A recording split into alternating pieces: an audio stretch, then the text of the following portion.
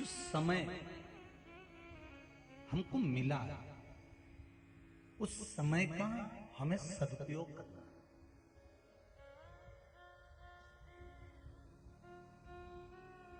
मृत्यु लोक में वापिस हमें जन्म मिले ना मिले, मृत्यु लोक में हम वापिस आए ना आए, पृथ्वी पर हमारा जन्म हो ना हो, ये कोई गारंटी थोड़ी ना है कि तुम वापिस पैदा हो जाओगे, किसी और वाला महाराज वापिस पैदा हो जाएगा। तो जरूरी थोड़ी ना कि वापिस हम जन्म ले लेंगे, नहीं। अभी जो समय मिला है, अभी जो जन्म मिला है, अभी जो हमको प्राप्त हुआ है, इस समय का हमको सदुपयोग करना है। बड़ी मुश्किल से नर तन मिला है, ये गवाने के काबिल नहीं है। ध्यान हरि का हृदय से न भूलो, ये भुलाने के काबिल नहीं है। बड़ी मुश्किल से ये मनुष्य की देह मिली, मानव का शरीर मिला, और इतनी मुश्किल से मिलने वाला ये मनुष्य का शरीर माता के गर्भ से जब उल्टे लटके हुए थे, दोनों मुष्टिकाएं बंद थी, कितना प्रयास करा, कितनी प्रतिज्ञा करी, कितना निवेदन करा, तब जाकर तो ये शरीर मिला।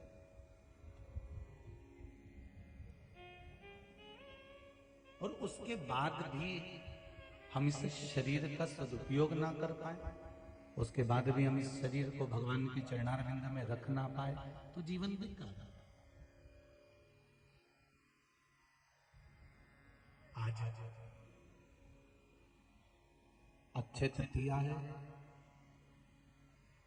आज के दिन किया गया भजन, तप, साधना, स्मरण, निवेदन, भक्ति, भोजन, दान, पुण्य, सत्कर्म अक्षय हो जाता है, मतलब वो कभी समाप्त नहीं हो सकता।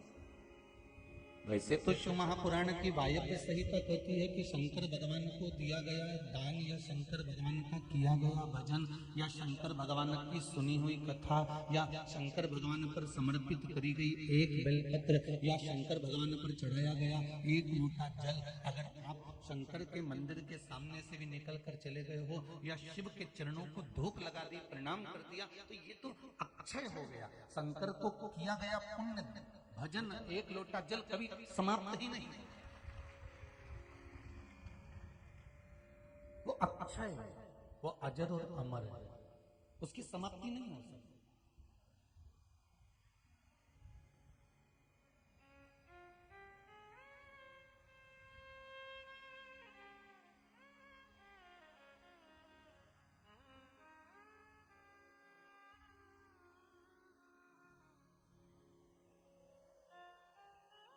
भजन में, चित्त में, स्मरण में ये मन निरंतर लगा, उससे बढ़कर कोई सुख नहीं हो सकता।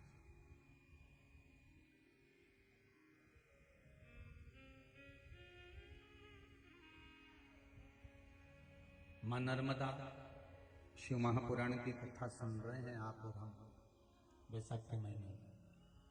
नर्मदा जी का नाम ही नर्म से मतलब होता है सुख, आनंद, और दाता मतलब होता है देने वाला।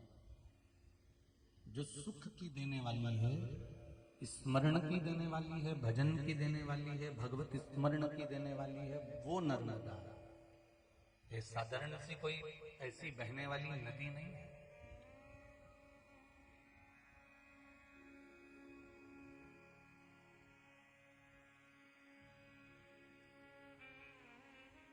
और जिस शिव महापुराण को हम सुनने के लिए बैठे हैं वैशाख के महीने में, ये शिव पुराण भी कोई साधारण नहीं है।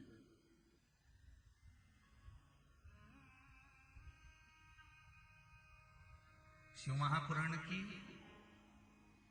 विद्येश्वर संहिता में एक शब्द लिखा हुआ है कि मनुष्य के ना जाने कितने कितने कितने कितने जन्म निकल जाते हैं, तब भी वो शंकर की कथा का रस तो ग्रहण नहीं कर पाता।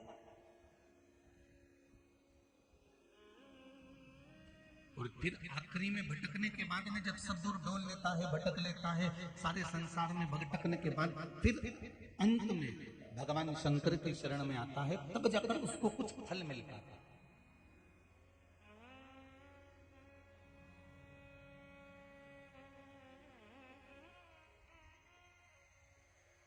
भक्त और भगवान के बीच में कोई दूरी ना हो। हमको तो ये इतने सारे जो ये बीच बीच में तुम्हारे जो बैरिकेड्स हम खड़े हुए हैं ना तुम्हें रोकने के लिए, ये भी हमको ठीक नहीं लग रहा। केवल ये जो पाइप लगा है यहाँ पर एक बैरिकेड होना चाहिए जजमान को बैठने के लिए, बाकी का जितना है तुम्हारे और हमारे बीच में कोई पर्दा हो ही नहीं तो मजा ही नहीं आया इकट्ठा बैठने। और तुम भी वो झरोका में से ऐसे झांक रहे ना,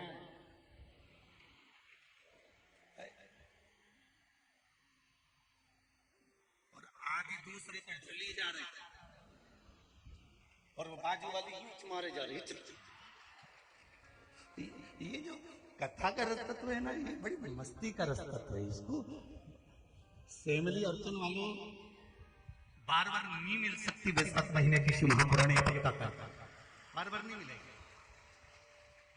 ना जाने कितने पुण्य प्रकट हुए होंगे। ये सोनी परिवार के तो पुण्य बाद में प्रकट हुए होंगे, पहले तो तुम्हारे पुण्य का घड़ा भराया होगा, तब जाकर यहाँ कथा हो रही है।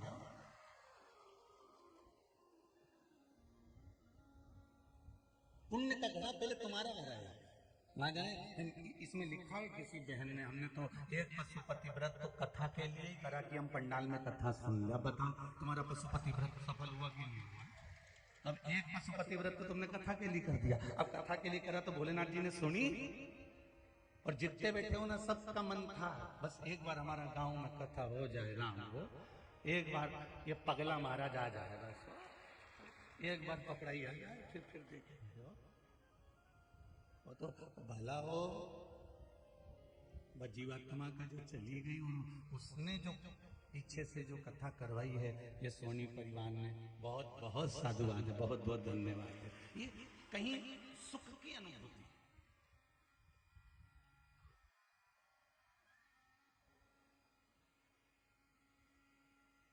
किसी के मरने के बाद में कोई पुण्य करवाता है, और किसी के मरने के बाद में लोग उसके जाने के बाद उसको शब्द कहते हैं। 2 तरह के लोग रहते हो।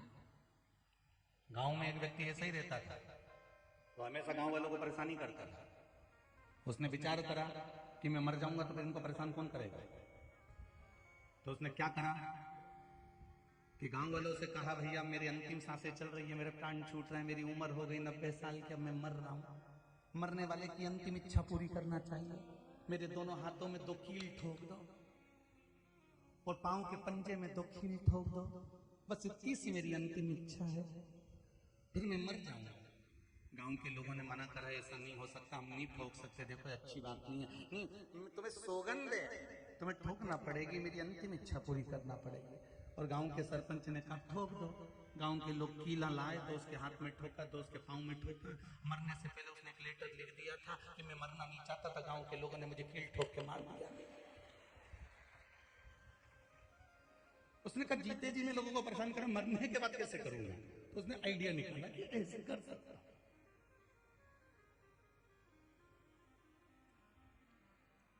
कोई होता है जो पुण्य कराता है, कोई होता है जो भजन कराता है, कोई होता है जो सत्कर्म कराता है। इसलिए शंभु शरणे पड़े मांगू घड़ी दुख काटो, दया करी ने दर्शन आपो। ये शिव की कृपा, ये शंकर की अविरल भक्ति। कल कोई कह रहा था कि गुरुजी से कहना कि कल अक्षय तृतीया है ना, तो ब्याह शादी जरा जाना है। तो वो शैलेश भैया है ना, उन्होंने कहा होगा कि गुरुजी से कह देना कि जरा ब्याह शादी ज्यादा है, तो हो सकता है कि पहले दिन कथा में कम लोग आए। पर बापड़ा हूं तुम काया गए इतना सारा। अब इन्होंने तो कहा कि पहले दिन कम लोग आवेंगे, ऐसा तो हमारा इतना सा कहना था शैलेश भैया, जितने बैठे हैं इनके भी किसी संबंधी की यहाँ शादी हो रही होगी, पर संबंध दो तरह के होते हैं। एक वो संबंध जिसको निभाना था वो वहां चले गया, और एक संबंध जिसको शंकर से निभाना था वो यहाँ। ये संबंध की बात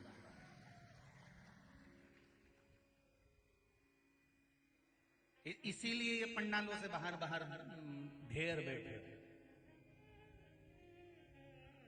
ये शिव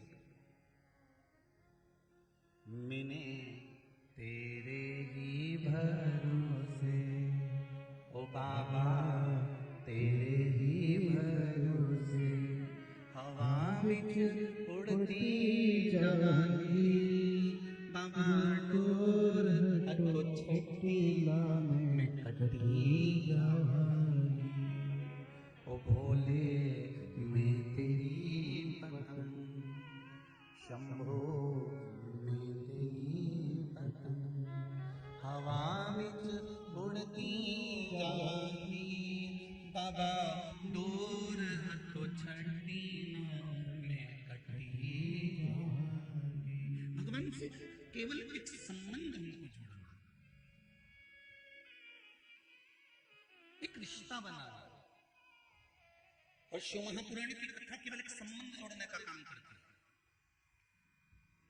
पशुपति व्रत जब हम करते हैं, पशुपति व्रत जब हम धारण करते हैं, भगवान शंकर की आराधना करते हैं, शिव जी के मंदिर में जाते हैं, सुबह पूजन करते हैं, शाम को 6 दिए लेकर जाते हैं, मीठे का प्रसाद लेकर जाते हैं। जब हम शंकर की आराधना करते हैं तब उस आराधना में, शिव की भक्ति में जब हम शंकर के दीप प्रकट करते हैं तो ये शिव से संबंध जोड़ना है कि हम तुम्हारे हैं और तुम हमारे।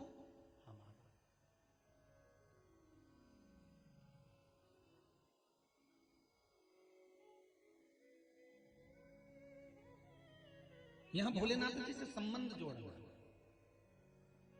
और एक बात बहुत अच्छे से ध्यान रख लीजिए, जिन जिन के घर में शादी में गए हो ना, जब दुख का समय आए ना, उनको बुलाकर देखना। जब थोड़ा बहुत पैसे की तंगी पड़ जाए, दुख आ जाए, बीमारी आ जाए, कष्ट आ जाए, तो जितनों के यहाँ शादी में गए हो उनको बुलाकर देखना। और तुम्हारे दुख के समय में एक बार देवाधिदेव महादेव को बुलाकर देखना। दोनों संबंध कहां पर मालूम पड़ेंगे कि कहां, वो संबंध आपको मालूम पड़ जाएगा कि कौन सा संबंध किस जगह पर काम आ रहा है।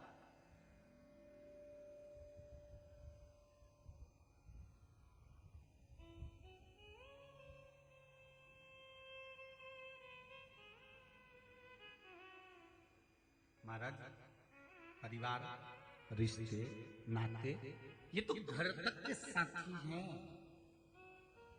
और घर के बाहर इससे तो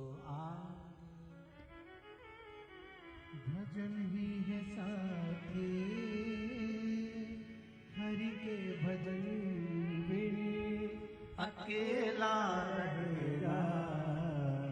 हरि मन दो दिन का मेला रहेगा, कायम जनी का झमेला रहेगा। संपूर्ण जीवन के इन संबंधों को देखें।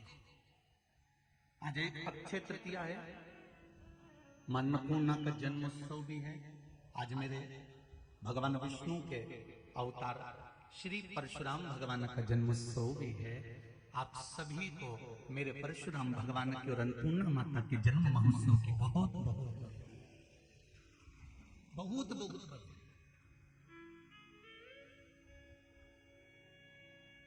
आपको कथा में पहले भी कहा था, राम और परशुराम में एक ही अंतर है। राम जी ने प्रूफ पर प्रूफ दिया। सीता जी की अग्नि परीक्षा हुई, सीता जी को छोड़ दिया गया, किसी के शब्दों पर ध्यान दिया गया। मेरे राम और परशुराम जी में एक अंतर है, राम जी हर समय पर प्रूफ देते रहे, बताते रहे, दुनिया के लोगों को साधते रहे, प्रूफ पर प्रूफ देते रहे। और परशुराम भगवान ने कोई प्रूफ नहीं दिया, बस उन्होंने तो फरसा उठाया और जो निपटाना चालू करा, दादा किसी ने प्रूफ ही नहीं मांगा। कौन मांगे?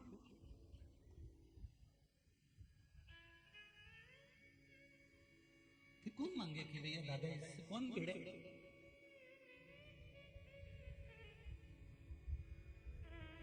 भगवान विष्णु ने जो रूप रखे हैं वो साधारण नहीं रखे। भगवान विष्णु ने जो स्वरूप धारण करे हैं वो साधारण नहीं। संपूर्ण भारतवासियों को, संपूर्ण देशवासियों को आज माता अन्नपूर्णा के प्रागट्य दिवस की और भगवान परशुराम भगवान के प्रागट्य दिवस की बहुत बहुत बधाई। बहुत आपका जीवन भगवान परशुराम जी से सीखिए कि माता का शीश काटने के बाद अपने पिता से कह दिया कि मुझे वापस मेरी मां जीवित कर दे दीजिए।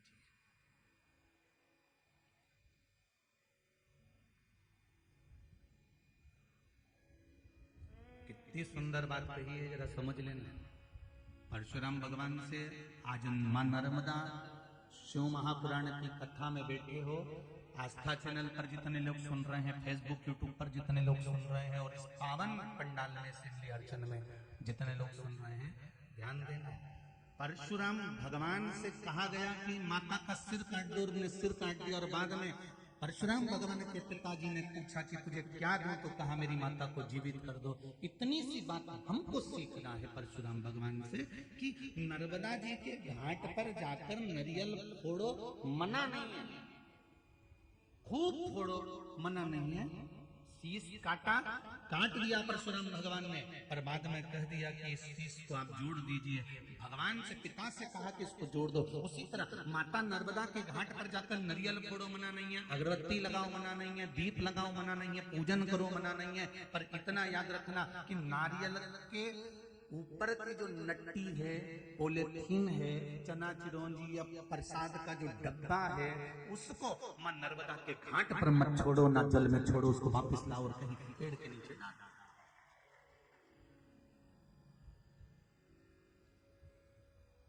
पवित्र भक्ति में दिखावा नहीं होना चाहिए। भक्ति में आपको पहले भी कथा में कहा कि शिव मंदिर में अगर आप अगरबत्ती नहीं लगा सकते, दिया नहीं लगा सकते, पूजन नहीं कर सकते, एक लोटा जल नहीं चढ़ा सकते, आप शंकर जी के मंदिर में एक बेलपत्र समर्पित नहीं कर सकते, आप शिव मंदिर में जाकर एक लोटा पानी नहीं चढ़ा सकते, तो मत चढ़ाओ। इतना तो कर सकते हो कि जीवन में अगर दुख आए, तकलीफ आए, कष्ट आए, तो तुम्हारे पास कुछ भी नहीं है ना, तो शंकर जी के मंदिर में जाकर थोड़ी झाड़ू लगा लो, थोड़ा पोछा लगा लो, थोड़ी सफाई कर लो। इतना भी अगर आपने कर लिया, 1 महीने क्या 15 दिन कर देखते रहे, खुद रास्ते साफ हो जाएंगे। तो 15 दिन कर। तो ये पत्र आए देखिए, जो पड़े वो यहाँ पर है, जो नहीं पड़े वो यहाँ।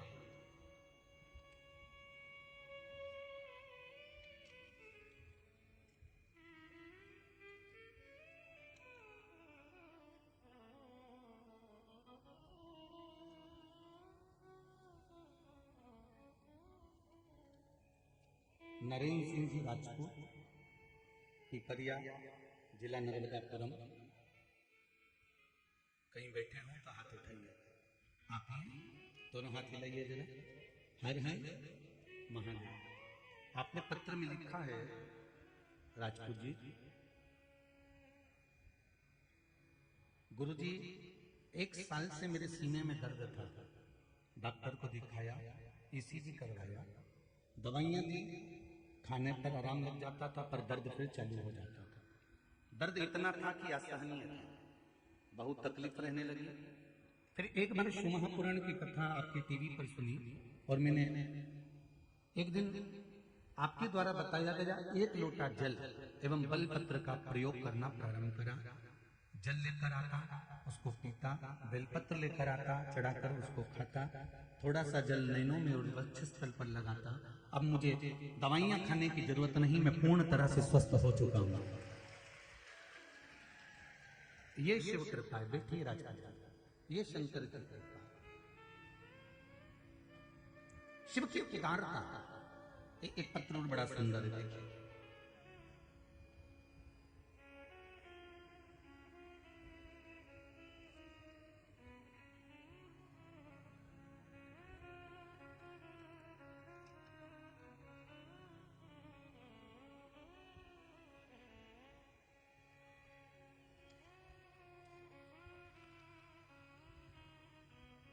आशा राजपूत इटारसी से आई हूँ, ग्राम भट्टी। कहीं बैठी हूँ, आती है, दोनों हाथ मिला दीजिए पीछे से, हाँ दोनों हाथ।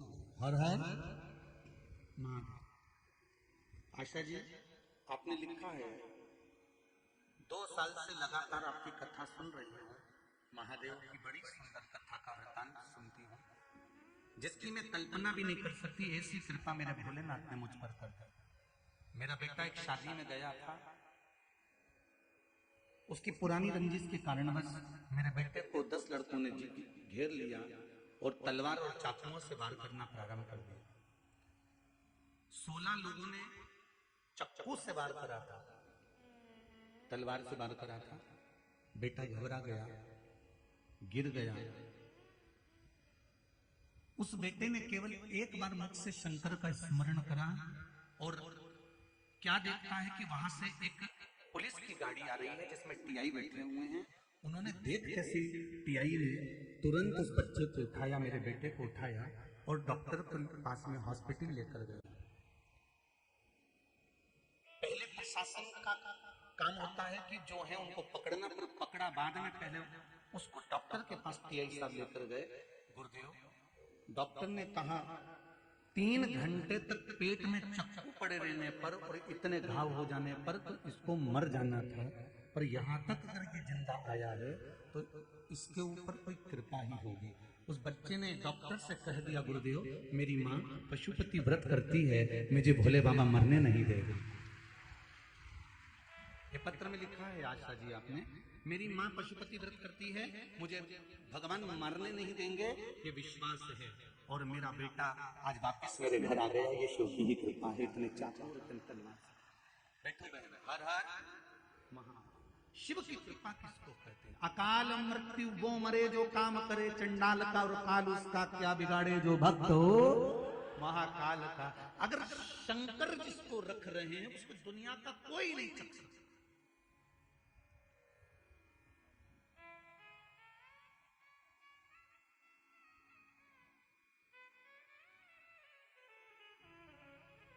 एक उंगली अगर किसी पर उठा रहे हो ना, एक उंगली अगर किसी पर आप उठाकर कह रहे हो कि ये ऐसा है, ये ऐसा कर रहा है, वो ऐसा कर रहा है, वहां ऐसा हो रहा है, तो ये 3 उंगलियां आपकी ओर जाकर बता रही है कि तुम अपने अंदर झांक कर देखो कि तुम कैसे हो, तुम्हारी सोच कैसी है, तुम्हारे विचार कैसे है, तुम्हारी दृष्टि कैसी है, कितना लोग अहंकार, काम, वासना, तृष्णा, आसक्ति कितनी भरा चुकी है।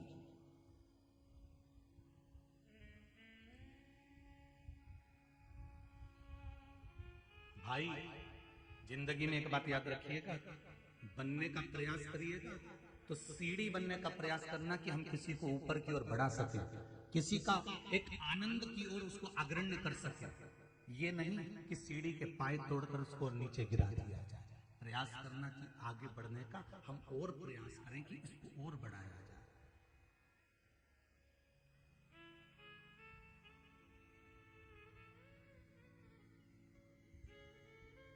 जब हम आ रहे थे अभी गाड़ी से, जहां हम रुके हैं संत निवास पर, तो वहां से जब हम आ रहे थे तो कोई बेले के फल का रस बांट रहे थे, तो बड़ी प्रसन्नता हुई कि देखो कथा करवाने वाला व्यक्ति कथा करवा रहा है, पर गांव के लोग, असेंबली हरिजन के लोगों ने ये विचार कर लिया कि बैसाख के महीने में सेवा करने का ये मौका दूसरी बार नहीं मिलने वाला असेंबली हरिजन वालों को। तो उन्होंने कहीं पानी रख दिया, कहीं शरबत रख दिया, कोई शक्कर घोल घोल कर रसना भर भर कर पिला रहा है, तो कोई बेल का रस पिला रहा है। इससे बढ़कर सुख और क्या होगा? फिर मौका मिले ना मिले, लोग जाते हैं दूसरी जगह जाके भंडारे खोलते हैं, भोजन कराते हैं। हमें मौका मिला है, ना जाने कितने कितने गांव के लोग यहाँ पर आकर भगवान शिव की कथा कर तत्व ग्रहण कर रहे हैं, उनका सुख, उनका आनंद।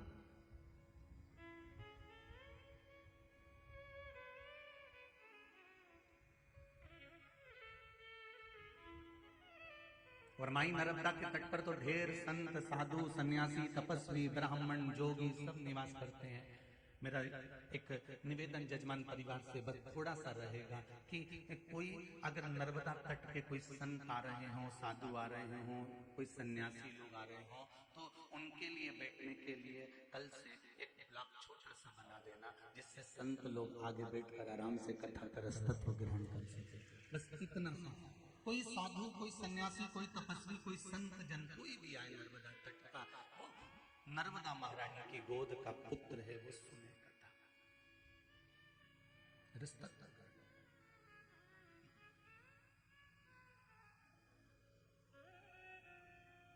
मां नर्मदा शिव महापुराण की कथा सुनने बैठे हो।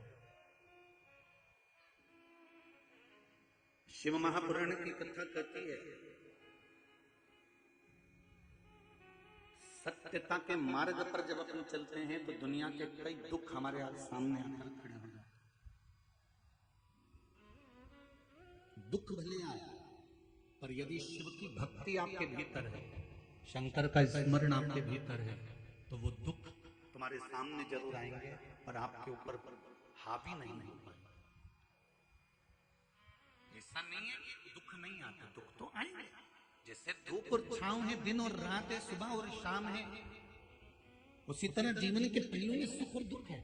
जैसे एक चक्र चलता है ना, बहुत बड़ा चक्र जब चलता है जिंदगी का, चक्र में एक तरफ सुख है तो एक तरफ दुख है। बस इतना जीवन में स्मरण रहे कि जो व्यक्ति जब ज्यादा अहंकार में फूल जाता है, काम में, लोभ में, आसक्ति में, तृष्णा में, वासना में जब ज्यादा फूल जाता है, तो चक्र उसको उठाकर दूसरी जगह पटक सकता है, फिर वही जीवन शुरू हो सकता है।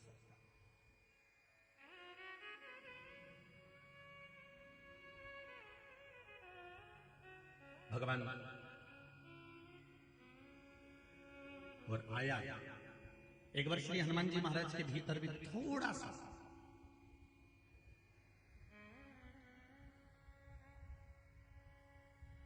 श्री हनुमान जी महाराज के भीतर भी छोटा सा, थोड़ा सा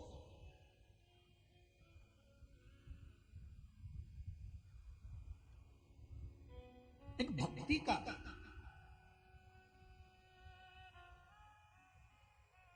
थोड़ी सी अभी सामने प्रकट हुई।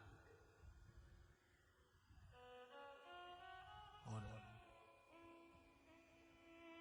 भगवान राम बैठे थे सिंहासन पर, भगवान मेरे सीताराम सरकार सिंहासन पर बैठे हुए थे, हनुमान जी महाराज उनकी मस्ती में बैठे हुए थे। हनुमान जी महाराज ने आकर सीताराम सरकार से कहा, राघव जी से कहा, स्वामी मेरे मन में एक अभिलाषा है। क्या अभिलाषा?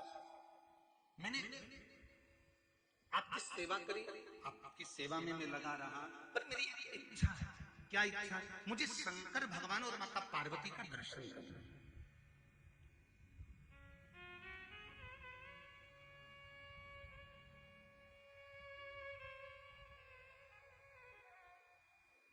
शिव और पार्वती का दर्शन करना है, और मुझे कैसे भी बस शंकर और पार्वती का दर्शन मिल जाए। तो राम जी ने कहा एक काम करो ना, कैलाश पर चले जाओ, राम जी का शंकर भगवान और माता पार्वती का दर्शन मिल जाएगा। तो जाओ कैलाश पर, शंकर पार्वती का दर्शन करना है तो कैलाश चले जाइए। अब एक बात याद रखना, ये कथा आपकी और हमारी,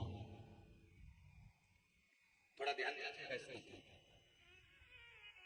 मेरे हनुमान जी महाराज जी को राम जी का दर्शन हो रहा है, मेरे हनुमान जी को सीता जी का दर्शन हो रहा है, मेरे हनुमान जी को माता कौशल्या, कैकेयी, सुमित्रा जी का दर्शन हो रहा है, मेरे हनुमान जी को भगवान विष्णु का दर्शन हो रहा है, मेरे हनुमान जी को देवऋषि नारद का दर्शन हो रहा है, मेरे हनुमान जी को सभी देवी देवताओं का दर्शन हो रहा है। पर हनुमान जी ने ये संवाद भगवान राम जी से कहा कि मुझे शंकर और पार्वती का दर्शन नहीं हो रहा, उनका मुझे दर्शन करना।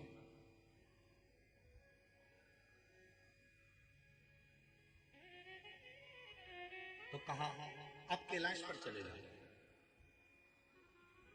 ना हनुमान जी महाराज ने कहा कैलाश पर बैठे, हाँ क्या वहां पर शंकर पार्वती का दर्शन हो जाएगा? बिल्कुल हो जाएगा, जाओ जरा कैलाश पर। और हनुमान जी महाराज सीताराम सीताराम सीताराम सीताराम सीताराम सीताराम करते करते करते करते कैलाश पर पहुंच। अब हनुमान जी तो कैलाश पर पहुंच गए, तो बाहर नंदी बैठा हुआ। नंदी ने कहा, ये बानर कहाँ जा रहे हो? आप मुझे जानते नहीं है? नंदी ने कहा, मैं आपको पहचानता हूँ, हनुमान जी है ना? हाँ। राम जी के सेवक है ना? हाँ। राम जी की भक्ति करते हैं ना? हाँ। यहाँ क्यों आए हो? मुझे शंकर जी और पार्वती जी का दर्शन करना है। तो नंदी ने कहा हनुमान मैं तुम्हें दर्शन तो करा देता, मना नहीं है हनुमान जी, पर दिक्कत केवल एक छोटी सी है।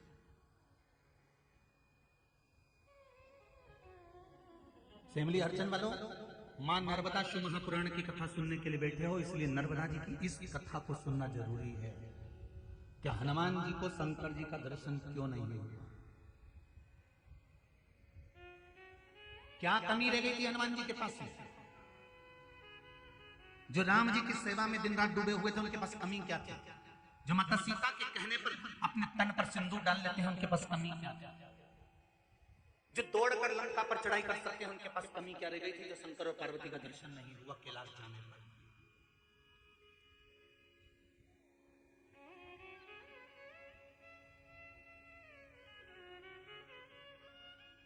जो पल में लंका में आग लगा सकते हैं, वो शंकर और पार्वती का दर्शन क्यों नहीं पा रहा? कभी विचार करना, सेमली हरचंद में रहने के बाद भी, सेमली हरचंद के आसपास में रहने के बाद भी 10 किलोमीटर, 20 किलोमीटर, 25 किलोमीटर, 50 किलोमीटर रहने के बाद भी अगर आप शिव महापुराण की कथा में नहीं पहुंचे हैं, पंडाल तक नहीं पहुंचे हैं, तो ऐसा क्या कर दिया था आपने कि भगवान की कथा तक में नहीं पहुंच पा रहा? और जो पहुंच गए हैं उनने कौन सा पुण्य करा होगा?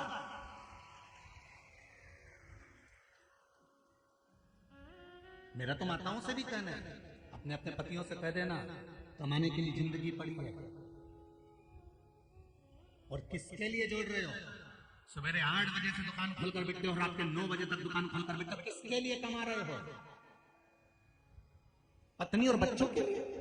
जब अंतिम समय में प्राण छूटेंगे और ऊपर जाओगे, तब वो यम के दूत भी कहेंगे, दुकान पर बैठकर नौकरी में, सर्विस में झूठ तूने बोला, प्रपंच तूने बोला, गलत तूने बोला, छल तूने करा, कपट तूने करा, बेईमानी तूने करी, इसलिए तुझे नरक भोगना पड़ेगा। तो वो जीवात्मा कहती है मैंने तो अपनी पत्नी के लिए कमाया था, मैंने बच्चों को आगे बढ़ाने के लिए कमाया था, मैंने बच्चों के लिए करा था, इसलिए मैंने झूठ बोला था, इसलिए मैंने कपट करा था, तो मुझे नरक भेज रहे हो, तो मेरी पत्नी और बच्चों को भी भेजो। तो यम के दूत कहेंगे झूठ तूने बोला, छल तूने करा, कपट तूने करा, बेईमानी तूने करी, इसलिए सुन ले भेरू, भोगेगा भी तो दूसरा नहीं भोगने वाला। तो मेरी माताओं से निवेदन, तुम तो जोरदार खजूर वाली चोटी वोटी बना के रहे हो, अपने कई टेंशन नहीं, जरा सी रत्ती भाती जो होगा, आग लगे बस्ती में, अपन रहे मस्ती में। बस इतना जरूर करना कि अपनी, अगर सेमली हरचंद के 50 किलोमीटर, 60 किलोमीटर, 100 किलोमीटर के दायरे में रहते हो, तो एक बार पति से जरूर कह देना, सुनो जी सुनो, मैंने कथा का सुना है, नर्मदा भी नहा लेंगे और नर्मदा की शिव महापुराण भी सुन लेंगे, जरा चले के 5 मिनट होके आए।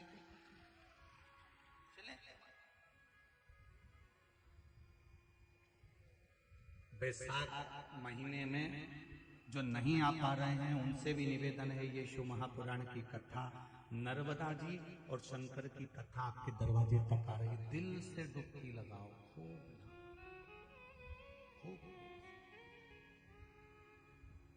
और कोई इससे बाँचने वाला कोई दूसरा नहीं, शिव शंकर है, करवाने वाला कोई दूसरा नहीं, शिव शंकर है, और सुनने वाला कोई दूसरा नहीं, शिव कोई दूसरा। जो मैं कहते हैं ना कि मैं बांच रहा हूं, या मैं कर रहा हूं, या मैं करवा रहा हूं, का मैं तो कहीं पर भी टूट सकता। एक महाराज जी प्रवचन में कह रहे थे, मेरे मुंह से 7 दिन तक गंगा बहेगी, तुम सब डुबकी लगा। एक गांव का व्यक्ति दौड़ के अपने घर गया, पत्नी से जाकर कहा, सुन पिताजी की अस्थियां रखी थी कहाँ है? पत्नी बोली क्यों, तुम गंगा जी जा रहे हो?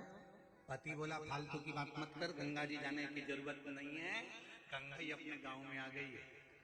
अच्छा हाँ, तू बता पिताजी की अस्थियां कहाँ धरी? तो के वो कबेलू पे धरी, मगरी के ऊपर। तो उन्होंने जो ऊपर कबेलू पे अस्थि धरी थी उसको निकाली और सिलवट्टे पे उस पर चक्कू बुनी चटनी बनाने का, जम के तो बोला क्या बोलते हैं उसको, सिलवट्टा, उसको वो लुड़िया से रगड़ के और उसकी चटनी बना के उसे पीस के पुड़िया। तो पत्नी के इसको, तुम्हारे पिताजी की हड्डियों को पीस क्यों रहे हो? पति बोला तू फालतू की बात मत कर, जहां से गंगा निकल रही है वो छोटी सी जगह है, और पीस के पुड़िया बांध के कथा में बैठ गए। और कथा में बैठा, और जैसे ही महाराज जी ने फिर दूसरे दिन कहा, मेरे मुंह से 7 दिन तक गंगा बह रही है, तुम सब डुबकी लगा। इतने में तो खड़ा हो गया, रुको महाराज थोड़ा सा प्रसाद खा।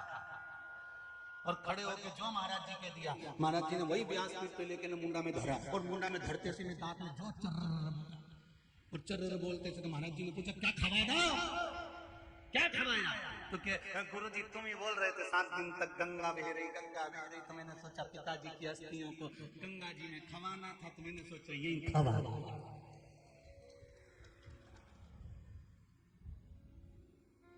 तो जहां मैं जुड़ा हुआ है, जहां पर अहंकार जुड़ा हुआ, वो अहंकार कभी भी समाप्त हो।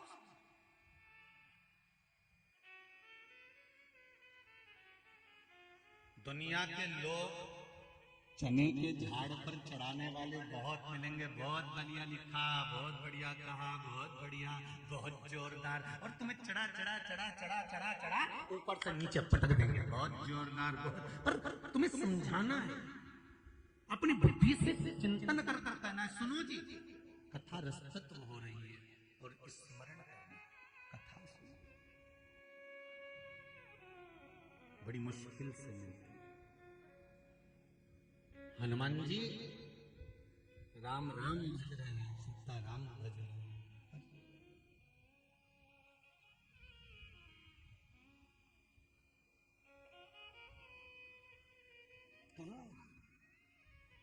मुझे शिव जी का दर्शन करना, शिव जी का दर्शन। ओ हनुमान जी से नंदीश्वर कह रहे हैं कि तुम्हें शंकर जी का दर्शन नहीं हो सकता,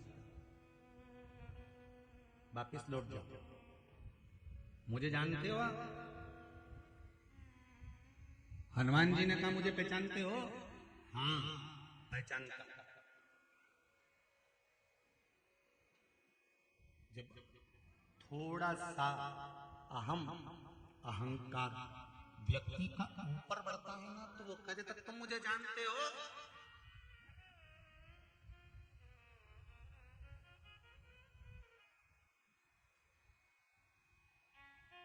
कई जगह कथा करने जाते हैं ना, तो वहां पर लोग आकर बोलते हैं, हम उनके आदमी हैं, तुम हमें पहचानते हो? कई लोग कुबेरेश्वर धाम पर रुद्राक्ष लेने आते हैं, तो वहां पर आकर कहते हैं, हम उनके आदमी हैं, तुम हमें पहचानते हो?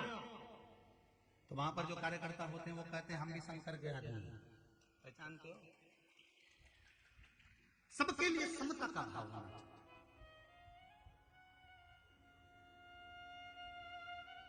अगर एक गरीब व्यक्ति भी रुद्राक्ष लेने खड़ा है, तो एक सेठ साहूकार भी रुद्राक्ष लेने के लिए खड़ा हुआ है। समता का भाव रखिए, दृष्टि में सम रखिए। कितना बड़ा दोष है साहब, सनातन धर्म के भीतर कितना बड़ा दोष बताया, जरा देखिए। पहले जब शादी होती थी, तो शादी में जब लोग भोजन करने बैठते थे, तब एक पंगत भंडारे की जब भोजन करने बैठते थे, भंडारे की या संत भोज की या साधु भोज की जब पत्तल लगती थी, पंगत लगती थी, विवाह की जब पंगत लगती थी, तो एक जैसी पंगत जब लग जाती थी, उस पंगत में लगने के बाद एक साथ भोजन चालू होता था। बोलो सही है कि गलत है? एक साथ भोजन करने के बाद लोग उठते थे, एक साथ भोजन करने बैठते तो एक साथ उठते थे। और जो परसगारी करने आता था, गुलाब जामुन लेकर आया, चाहे बर्फी लेकर आया, चाहे पूरी लेकर आया, चाहे सब्जी लेकर आया, सबसे पूछते पूछते पूछते पूछते जाता था। ये नहीं कि उसका पहचान वाला वहां बैठा है तो वहां पहुंच गया और गुलाब जामुन दे दी। क्यों? क्योंकि अगर पहचान वाले को गुलाब जामुन दे दी और यहाँ से लेकर वहां तक में अगर 14 लोग बैठे हुए, 15 लोग बैठे हुए, उन 15 लोगों को नहीं पूछा और उनको अगर गुलाब जामुन नहीं दिए, तो वो 15 के भूखे रहने का दोष तो जिसने अपने पहचान वाले को गुलाब जामुन दिए उसको लग जाता था, और 1 वर्ष तक उसको अन्न का निवाला देवयोग से नहीं बनता था।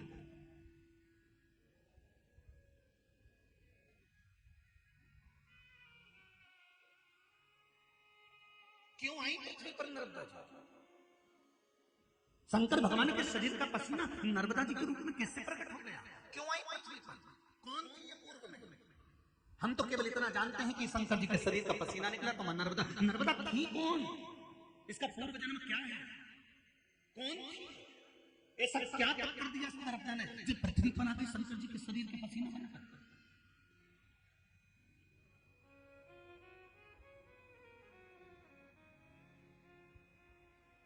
बहुत सारे प्रश्न हैं मां नर्मदा जी से जुड़े हुए कि पूर्व में नर्मदा कौन थी, कहां से आई। शंकर भगवान के शरीर का पसीना और 12 वर्ष की प्रकट हो जाना, अमरकंटक में आ जाना, मेखल की सुता बन जाना, मेखल की बेटी बन जाना और सोनभद्र के साथ में विवाह का प्रस्ताव हो जाना, ये तो सब बात आप लोगों ने सुन रखी है, इसका कोई वो नहीं है। पर मूल बात पर चलना है शिव महापुराण की कि नर्मदा पूर्व में कौन थी, कौन थी, क्यों आई।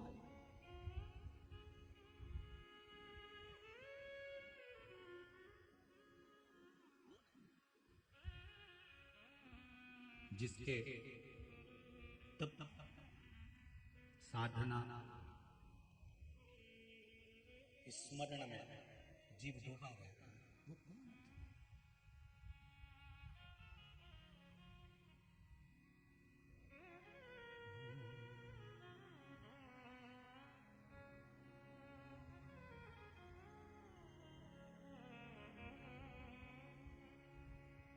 तेरे जल में नहा के सब तर जावे रेवा को रेवा, तेरे जल में नहा के सब तर जावे रेवा को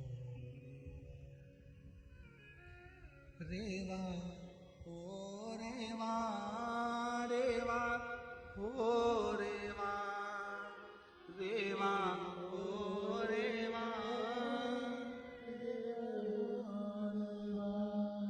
रेवा ओ रेवा रेवा ओ रेवा रेवा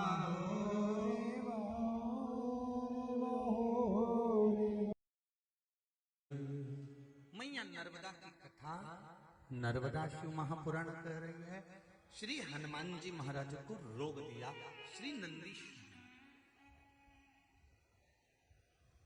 नंदी ने रोग दिया। श्री शिवाय नमस्तो। जितने आस्था चैनल पर कथा सुन रहे हो, जितने फेसबुक यूट्यूब पर सुन रहे हो, जितने पंडाल में सुन रहे हो, आज मंत्र का जाप कर लो अक्षय होने के लिए। श्री शिवाय नमस्तो। मंत्र का जाप शिव महापुराण के बीच में जब भी आए उसको जरूर करना और बाद में अपने हृदय की बात शिव जी से कह देना कि मैं इस कथा को इसलिए सुन रही हूँ कि मेरी ये मनोकामना है। मैंने सुना है कि शिव महापुराण के भीतर अगर इस मंत्र का जाप कर कर दिल की बात कही जाती है तो वो 3 महीने में पूर्ण होकर बाबा कथा में बुला ही होता है। अब मेरे मन की कामना को पूर्ण। श्री शिवाय नमस्तो। श्री शिवाय नमस्तो। श्री शिवाय नमस्तो। श्री शिवाय नमस्तो। हनुमान जी महाराज को नंदीश्वर ने रुको, तुम शंकर पार्वती का दर्शन नहीं कर सकते, अंदर नहीं जा सकते। क्यों? मैंने ऐसा क्या कर दिया जो मैं शंकर पार्वती का दर्शन नहीं कर सकता कैलाश में? कभी यदि रोज मंदिर जाते हो, रोज भगवान के दरवाजे जाते हो और कुछ दिन से तुम्हारा मंदिर जाना बंद हो गया या भगवान शंकर को जल चढ़ाना बंद हो गया या शंकर का भजन बंद हो गया या स्मरण बंद हो गया, तो विचार करना कि तुमने कौन सा ऐसा कर्म कर दिया कि भगवान मुख तक नहीं देखना चाहते। बहुत ध्यान देना महाराज। जब हमारा कुछ बेकार समय चालू होता है ना, हम बहुत पैसे वाले बन गए, बहुत धनपति बन गए, हमारे पास में बहुत संपदा आ गई, हम बहुत अच्छा भजन करने लगे, हम बहुत अच्छा दान पुण्य करने लगे, हमने बहुत अच्छा मंदिर का आनंद कर लिया, हमने बहुत सारा सत्कर्म कर लिया, हमने बहुत सारी दुकानें खोल ली, हमने बहुत सारा व्यापार बढ़ा लिया, हमने बहुत अच्छी नौकरी लग गई, हमने बहुत अच्छा सर्विस करना चालू कर दिया। ये सब कुछ होने के बाद में तुम रोज मंदिर जाते थे, रोज पूजन करते थे, रोज अर्चना करते थे, सब कुछ भगवान ने दे दिया। और जब जब तुम्हारा तुम्हारा विनाश का समय आता है, जब तुम्हारा दुख का पल आता है, जब तुम्हारी तकलीफ का समय आता है, तब भगवान तुम्हारा खाना पीना बंद नहीं करते। भगवान कभी तुम्हारा भोजन बंद नहीं करेगा दुख के समय पर। भगवान कभी तुमको आकर थप्पड़ नहीं मारेगा दुख के समय पर। भगवान कभी तुम्हारे कानों में आकर नहीं कहेगा कि अब तेरा बेकार समय आ गया। भगवान कभी तुम्हारा घर जमीन जायदाद नष्ट नहीं करेगा दुख के समय पर। भगवान सबसे पहले जब तुम्हारा दुख का समय आने वाला होता है, तब भगवान सबसे पहले एक काम करता है। कौन सा काम? अपने मंदिर में आना तेरा बंद कर देता है। इतना काम करा देगा, इतनी व्यस्तता दे देगा, इतनी व्यस्तता दे देगा, इतना काम लाकर छोड़ देगा कि तू मंदिर जाना जम के तो बोलो छोड़ देगा। धीरे धीरे तू मंदिर जाना छोड़ेगा। पहले एक आध दिन छूटेगा, कहीं शादी ब्याह में जाना है, कहीं पार्टी में जाना है, कहीं घूमने जाना है, मंदिर छूट गए।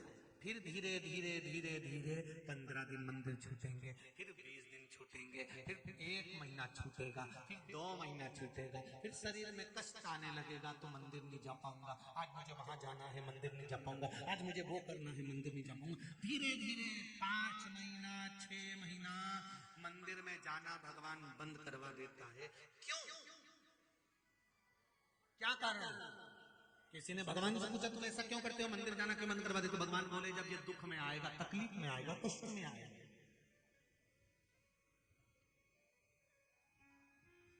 कष्ट की घड़ी जब इसके पास में आएगी, तब मैं इसको दुखी नहीं देख सकता। और मेरे मंदिर में आता है, लोग क्या कहेंगे?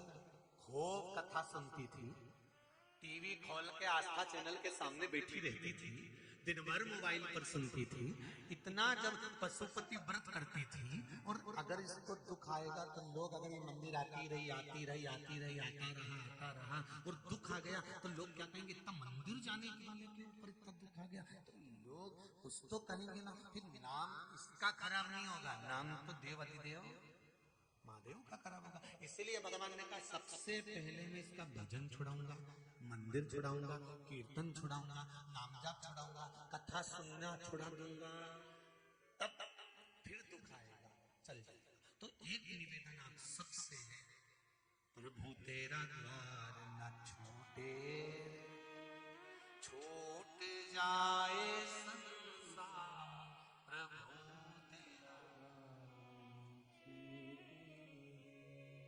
संगी छूटे साथी छूटे सब कोई छूटे, छूट जाए परिवार, प्रभु तेरा ना छूटे। हे भगवान, सब कुछ छूट जाए, हमारा कुटुंब कबीला नाते रिश्ते सब कुछ छूट जाए, पर इतनी कृपा मेरे भोलेनाथ करना, नहीं छूटे तेरा भजन और कीर्तन, ना सत्संग छूटे, नहीं छूटे तेरी कथा कीर्तन, ना पुराण छूटे। हे भगवान, सब छूट जाए पर ये नहीं छूटे। अगर ये छूट गए तो फिर समझ लो घड़ी चलते चलते चलते चलते दुख की ओर आने लगी, फिर आने लगी। तेरे दरवाजे की चाकरी, तेरे दरवाजे की नौकरी, एक पत्र आया,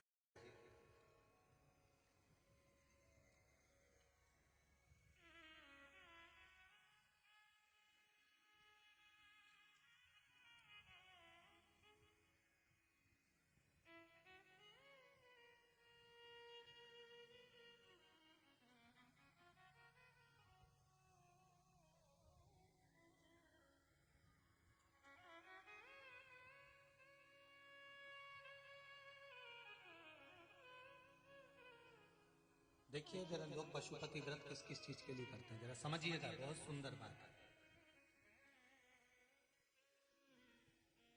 मेरा नाम रक्षा चौरसिया, ग्राम सिंहपुर, बड़ा जिला नरसिंहपुर से आई। कहीं बैठी हो रक्षा जी चौरसिया तो खड़ी हो सकती हैं, दोनों हाथ हिला दे, एक बार खड़े होकर। कहीं बैठी हो तो हाथ हिला दे। रक्षा चौरसिया पीछे है क्या? दोनों हाथ हिला बेटा, हाँ ठीक है, दिख गई। हर हर एक बार फिर से हाथ हिलाइए। हर हर महादेव। रक्षा जी आपने लिखा है, मेरे माता पिता की तबीयत बहुत ज्यादा खराब हो गई थी, हॉस्पिटल में एडमिट कर दिया गया था, पर बाबा की कृपा से मेरे माता पिता ठीक हो गए। गुरुदेव, 1 से 1.5 एकड़ खेत में गन्ने की फसल लगाई हुई है। गन्ना कटने के बाद उसमें तुरंत पानी की जरूरत पड़ती है, पानी डालना ही पड़ता है जब गन्ना कट जाए उसके बाद। परिवार में विवाद चालू हुआ गुरुदेव, और पानी नहीं दे पाए गन्ने की उस फसल में, गन्ना कटने के लिए। तब बिना पानी के गन्ने की फसल बेकार हो जाती है अगर कटते से पानी ना मिले। 3 महीने हो गए थे पर पानी नहीं डाल पा रहे थे गुरुदेव। तब आखिरी आपने कहा था कि शंकर पर छोड़ दो, शंकर पर भरोसा करो, शिव जी का स्मरण करो। तब मम्मी ने, माता जी ने पशुपति व्रत करना प्रारंभ करा केवल जल के लिए, क्योंकि परिवार के लोग पानी देना बंद कर दिए गुरुदेव। तभी उस समय पर सिंचाई का कोई काम नहीं था, तो भी मां नर्मदा की कृपा हुई और शिव की कृपा हुई। पशुपति व्रत का 5वां सोमवार पूर्ण हुआ और सिंचाई का पानी अपने आप ही सिंचाई के उस नहर में आ गया। जो छोड़ा नहीं जा रहा था अपने आप उस नहर में आ जाता है और सिंचाई कर दी जाती है। और मां नर्मदा की कृपा से और शिव की कृपा से वो पशुपति व्रत फले और आज फिर गन्ने की फसल खड़ी हुई है। ये शिव की कृपा है। मतलब एक विचारणीय बात है कि आज के समय में लोग पशुपति व्रत पर, भगवान शंकर पर कितना विश्वास करते हैं कि जरा सा भी दुख आया तो शंकर की शरण जाना है, और बिल्कुल सत्य है।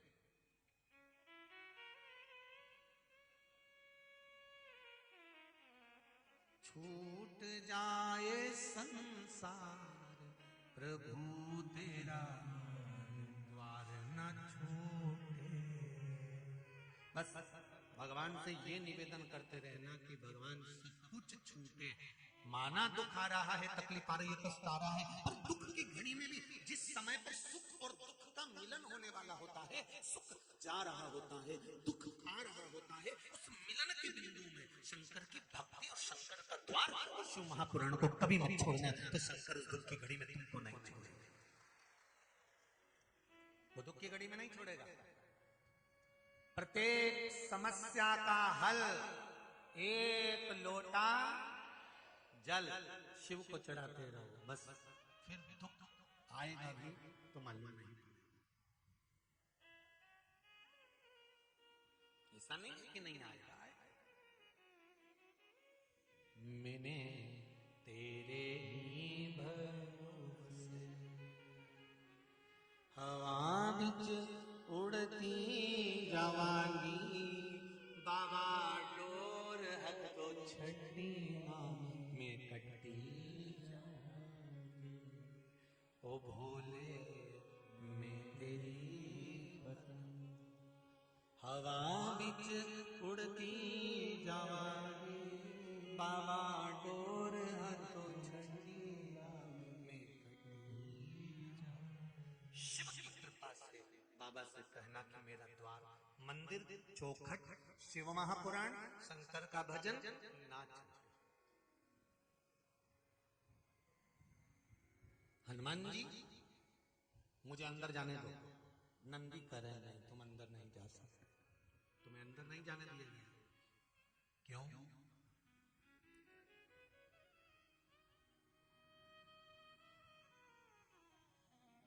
तुम्हें शिव और पार्वती का दर्शन नहीं मिलेगा। ऐसा मैंने क्या कर दिया जो शंकर और पार्वती का दर्शन नहीं मिलेगा? विचार करना, ऐसा क्या कर दिया जो शिव महापुराण तक नहीं पहुंच पा रहा? आज मैं कथा नहीं देख पा रहा, आज मैं नर्मदा शिव महापुराण की कथा मोबाइल पर या टीवी पर या पंडाल में नहीं सुन पा रहा हूं। ऐसा मैंने क्या करा जो मेरी कथा छूट गई? क्या करा जो शिव नहीं मिल रहा? क्या आप आए नहीं और सुबह हो गई, मेरी पूजा की थाली धरी की धरी।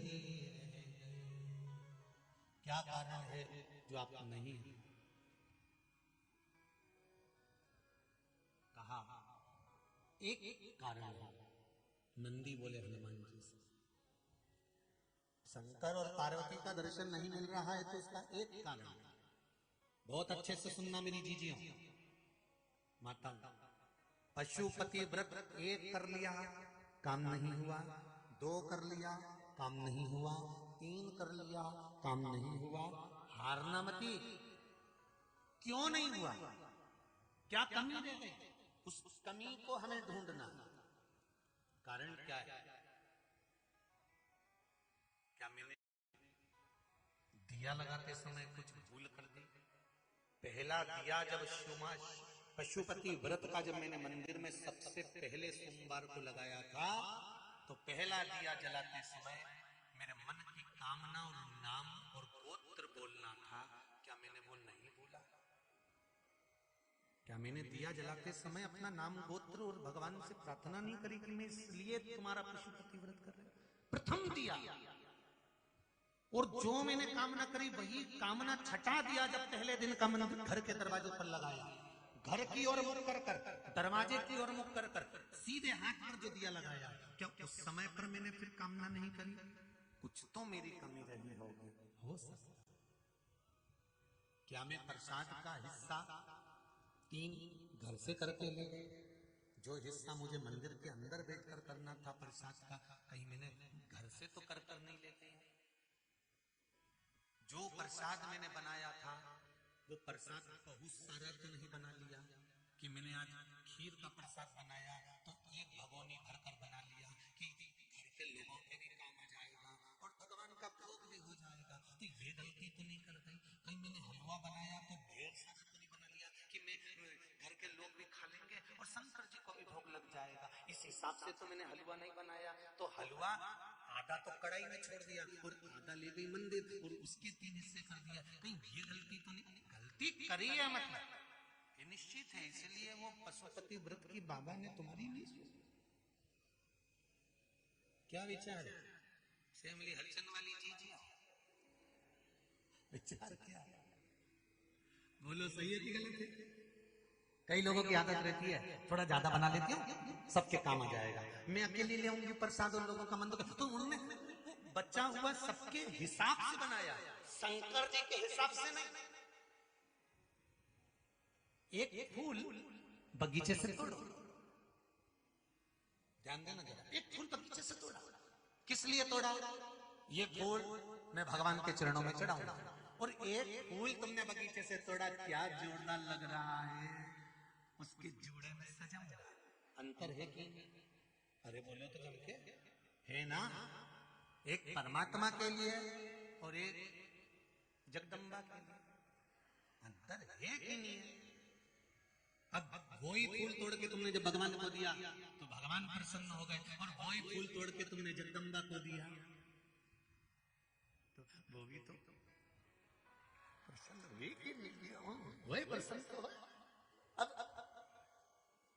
जगदम्बा प्रसन्न होगी और भगवान प्रसन्न होगा, दोनों में अंतर क्या है? जब जगदम्बा ज्यादा प्रसन्न होती है तब तुमको प्रसन्न करती है, और तुमको प्रसन्न करती है तो तुमसे कुछ वर मांग लेती है, मेरे मोबाइल में बैलेंस खत्म हो गया।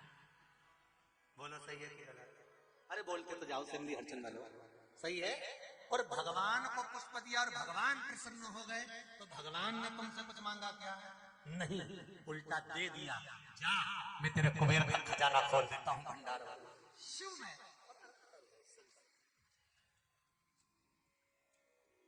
फूल वही है, हलवे का प्रसाद घर में जो मीठा बना रहे हो वो उतना ही बनाना जिसके लिए बना रहे हो।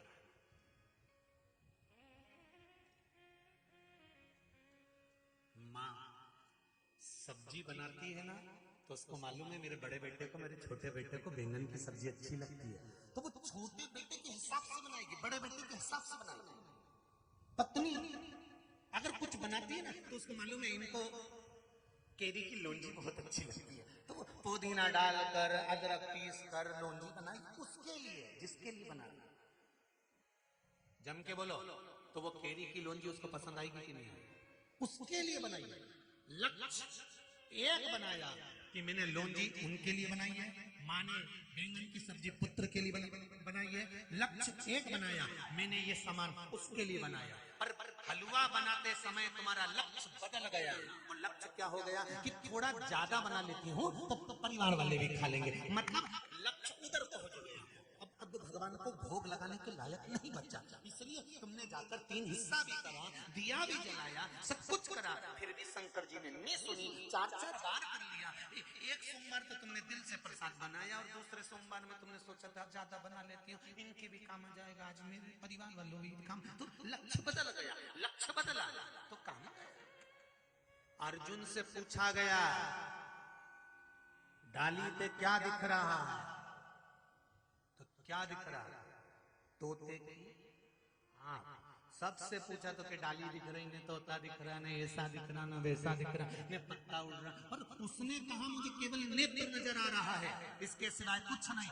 पशुपति व्रत करने वाले ध्यान से सुन ले, जिस समय भगवान का प्रसाद बनाए उस समय तुम्हारा लक्ष्य तोते की निगाह जैसा शंकर का होना चाहिए कि मुझे शिव के लिए बनाना है, संसार के लिए नहीं।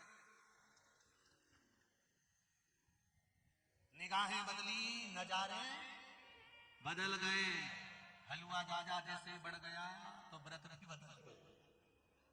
हमारे बढ़ने से व्रत बदल गया। अब ये लक्ष्य बदल गया, लक्ष्य।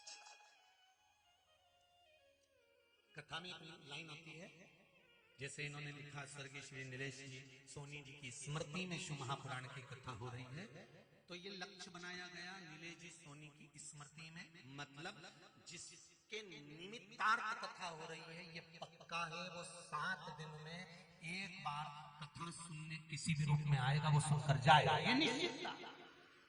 कहीं पर भी सुने वो सुने, लक्ष्य उसका बना। आप लोगों ने लक्ष्य बनाया है, मैं कथा सुनने बैठी हूँ, मेरे बच्चे का रिजल्ट आने वाला है, नौकरी लग जाए, व्यापार चल जाए, जो लक्ष्य लेकर बैठते हो, 7 दिन में कथा सुनने के बाद वो लक्ष्य पूरा करना देवाधिदेव महादेव के हाथ में होता है कि उसको पूरा करना ही पड़ेगा। निश्चित है कि वो पूरा करेगा। और जितने लोग यहाँ कथा सुनने बैठे हैं ना, 3 महीने में तुम जो लक्ष्य लेकर बैठे हो, 7 दिन की पूरी कथा सुनने के बाद तुम खुद अगली कथा जहाँ होगी वहां पत्र भेज दोगे कि हमने ये कथा सुनी थी और बाबा ने हमारी कथा सुन ली। तो ये लक्ष्य था।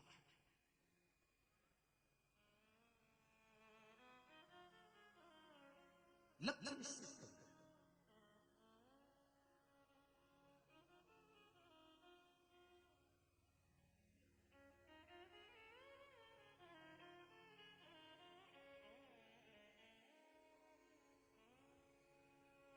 अब पूछा गया, हनुमान जी ने पूछ लिया कि मैंने कमी क्या रख दी? मैं तो भगवान का भजन करता हूं, राम कहूं सिया राम कहूं, दिन रात कहूं सिया राम कहूं सिया राम कहूं, राम कहूं सिया राम कहूं, सुबह शाम कहूं सिया राम कहूं। मैं सुबह शाम दिन रात राम सीताराम कहता हूं, फिर मुझ में कमी क्या रह गई जो शंकर और पार्वती का दर्शन नहीं हो रहा? हमारा पशुपति व्रत भगवान स्वीकार नहीं कर रहे, उसमें कमी क्या रह गई?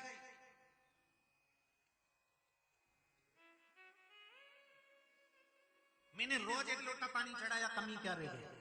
चावल का दाना चढ़ाया, कमी क्या रह गई? मैंने बेलपत्र चढ़ाई, कमी क्या रह गई? मैंने भजन भी करा, कमी क्या रह गई? आप आए नहीं और सुबह हो गई मेरी पूजा की थाली धरेगी, धरी रह गई, कमी क्या रही है? किसी किसी की कथा पक्की होने के बाद भी कैंसिल हो जाती कई बार, वैसे तो बहुत मुश्किल है और हो जाता। तो विचार करना कि क्या कमी रह गई, क्यों, क्या हुआ, बाबा क्यों नहीं चाहते, क्या है ये सब, क्या है? मेरी बहुओं से भी निवेदन है, एक बहू के प्रति सास का मन ज्यादा रहता है, एक के प्रति कम हो जाता है। जिसकी कम हुआ वो सास की बुराई ना करें, देवरानी की बुराई ना करें, जेठानी की बुराई ना करें, वो ये चाहते कि मुझ में ऐसी क्या कमी रह गई जो मैं माता पिता का प्रेम नहीं पा रही हूँ, मैं माता पिता का स्नेह नहीं पा रही हूँ, वो कमी क्या है उसमें और मुझ में क्या कमी रह गई? मुझे लगता है एक कमी रह जाती होगी, ये 2 तोले की है ना अंदर 32 दांत के बीच में जिभ्या, इसमें कुछ ना कुछ कमी रह जाती होगी। कई माताएं कह देती गुरुजी मेरी बहू है बहुत जोरदार, सारा काम संभाल लेती है, सब कुछ कर लेती है, सब बहुत बढ़िया गुरुजी, मेरी बहू है इतनी अच्छी मैं वर्णन नहीं कर सकती, दिन रात काम में लगी रहती है, आगे बढ़ बढ़कर बाजार चली जाए, सामान लिया, मेहमानों को ले जाए, ये कर ले वो कर ले, सब काम कर ले, 50 मेहमान घर में आ जाएंगे, सब काम कर ले, बस एक कमी है मेरी बहू में, क्या? बस बाकी बोले, जब वो बोले तुम्हारा घर डोले, ऐसी बोले, बस वो बोलती गड़बड़ है, बस बोले बस सब काम अच्छा करे और जब दिल से करना हो सब बढ़िया करे, पर जब बोले ना सब करे धरे पर पानी फेर दे। तो मेरी बहुओं से निवेदन है, मेरी जीजियों से निवेदन है, मेरी बहनों से निवेदन है, तुम बहुत अच्छी एकदम गुड नेचर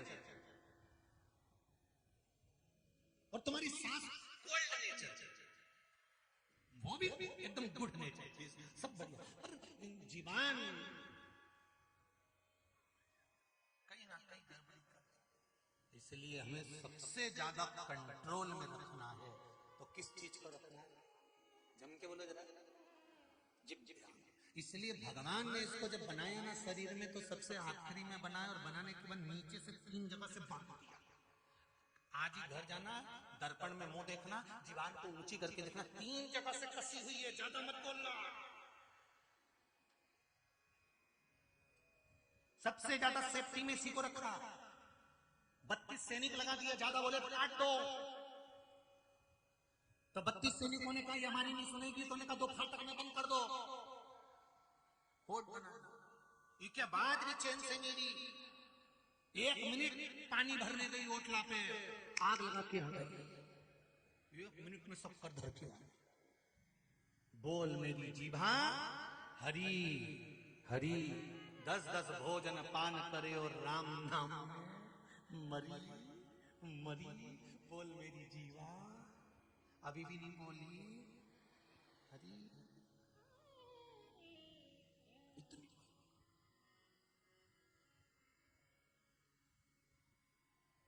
शायद इसीलिए जल जाए जीवा पावड़ी नाम के बिना हो,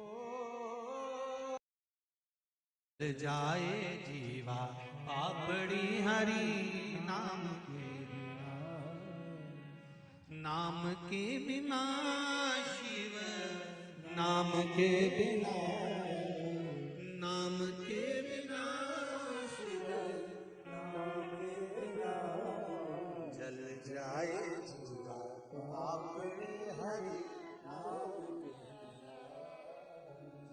शिव कथा कर रही है, हनुमान जी कह रहे हैं नंदीश्वर से मैं राम राम सीता राम कहता रहता हूं, और आप मुझे शंकर भगवान का दर्शन नहीं करा रहे, मुझे शिव और पार्वती का दर्शन नहीं करा रहे, कारण क्या?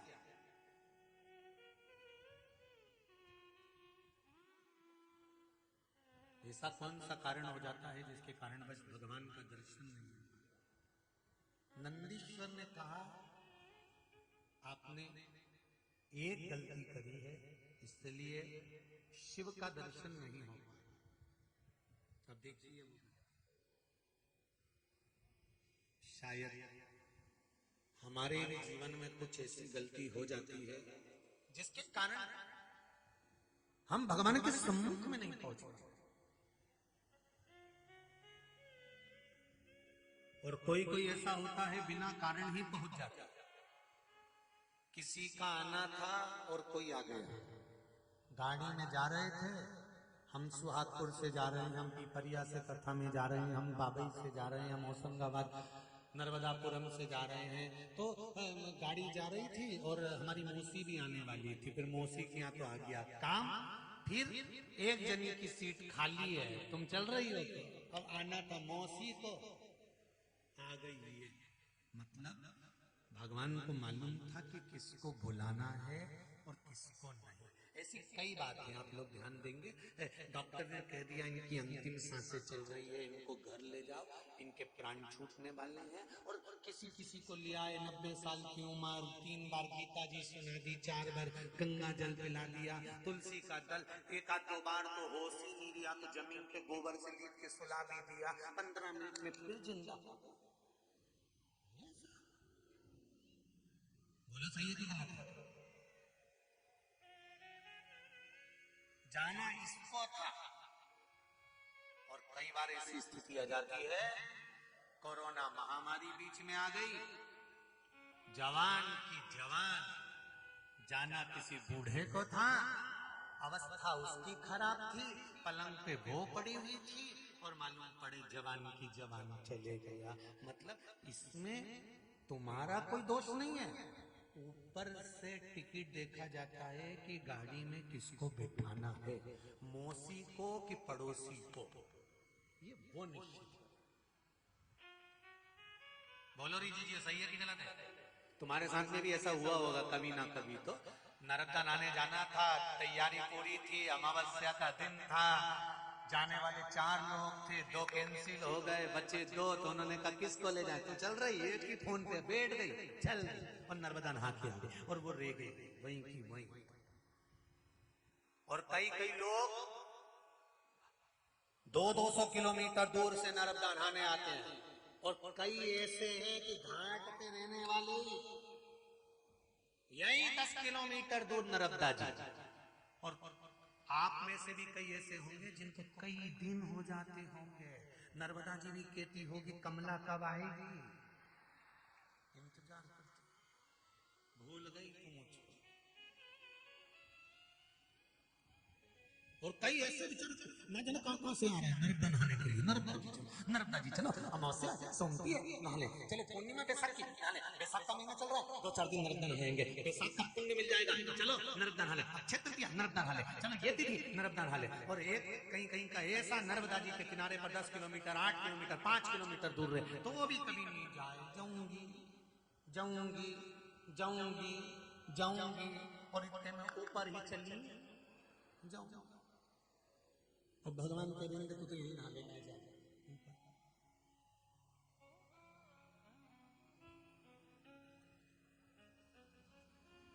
तो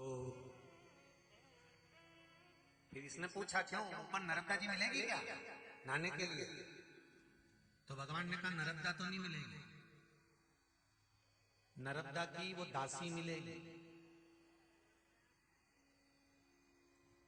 जो नर्मदा जी के कपड़े लेके गई थी और सोनभद्र के सामने जाके खड़ी हो गई थी,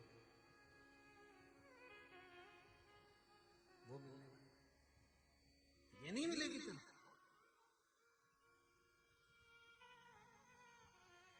हनुमान जी ने कहा मेरी कमी क्या रह गई वो बता दो मुझको। कहा तुम्हारी एक कमी रह गई, तुम पर ब्राह्मण हत्या चढ़ी हुई है। ब्राह्मण हत्या चढ़ी हुई? हाँ।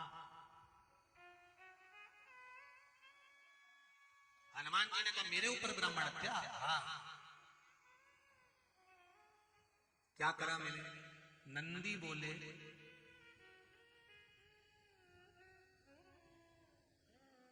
लंका में जब तुम प्रवेश करे अक्षय कुमार को तुमने मारा।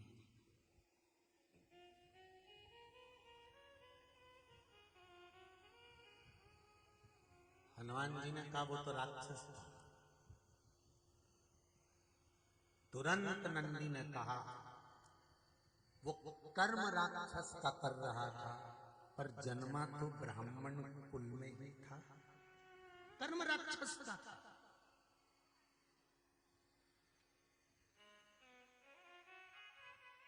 बहुत ध्यान से सुनना मेरी माताओं और मेरे भाई।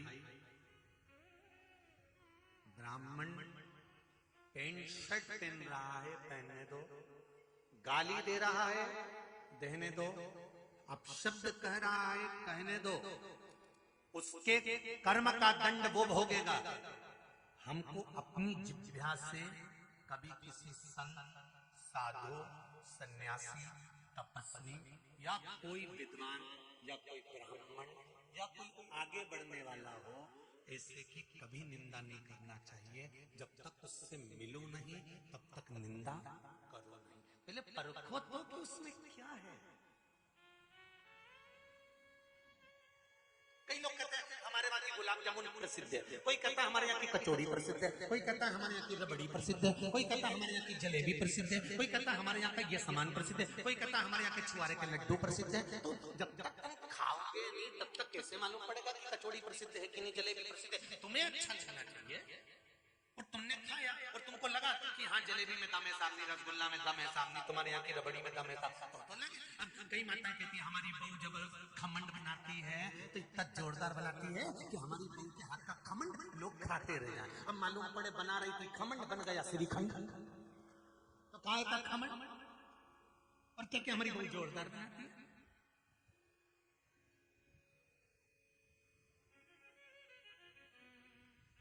बनना भी चाहिए। हनुमान जी ने कहा राक्षस थे, नंदीश्वर ने कहा भले राक्षस था, और ब्राह्मण कुल में जन्मा था। ब्राह्मण कुल में जन्मा है इसलिए आपको उसको मारना नहीं।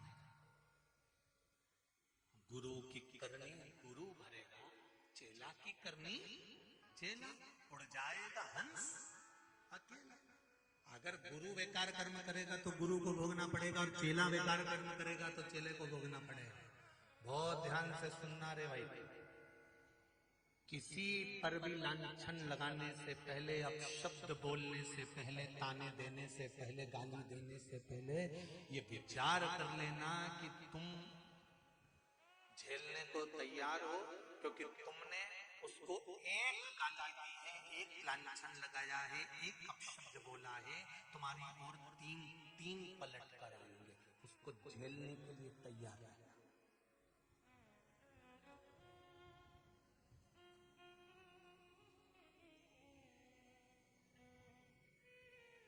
अपशब्द नहीं कही है तुमने, ब्राह्मण को मारा है, झेलना पड़ेगा। फिर निवेदन करूंगा, ब्राह्मण होकर वो बेकार कर्म कर रहा है, वो खुद भोगेगा, हमें नहीं कहकर बुरे नहीं। संत होकर अगर वो बेकार कर्म करता है तो वो खुद भोगेगा, हमें कहकर बुरे नहीं होना। किसी मंदिर में अगर तुम जा रहे हो, मंदिर में जाकर तुम दिया लगा रहे हो, मंदिर में जाकर तुम पूजन कर रहे हो, मंदिर में जाकर तुम अर्चना कर रहे हो, मंदिर में दिया लगाओ, अगरबत्ती लगाओ, धूप बत्ती लगाओ, पूजन करो, अर्चना करो, पर मंदिर में जो आ रहा है और गलत काम कर रहा है, तुमने देख लिया, एक बार समझा दिया, दूसरी बार ना समझाओ, तो उसकी जाकर कहीं निंदा नहीं करना कि ऐसा हुआ।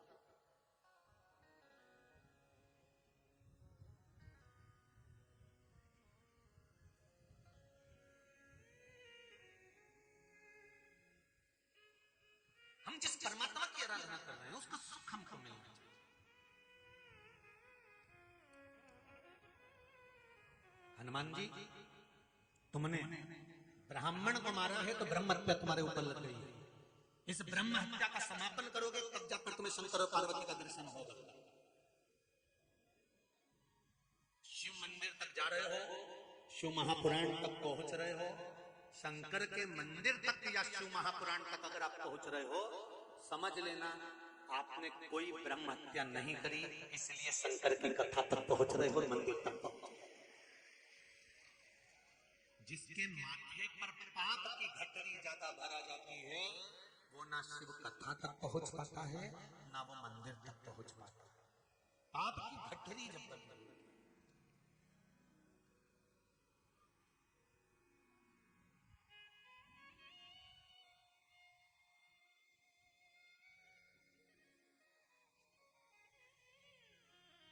गठरी जब भरा जाती है तो सब देखो,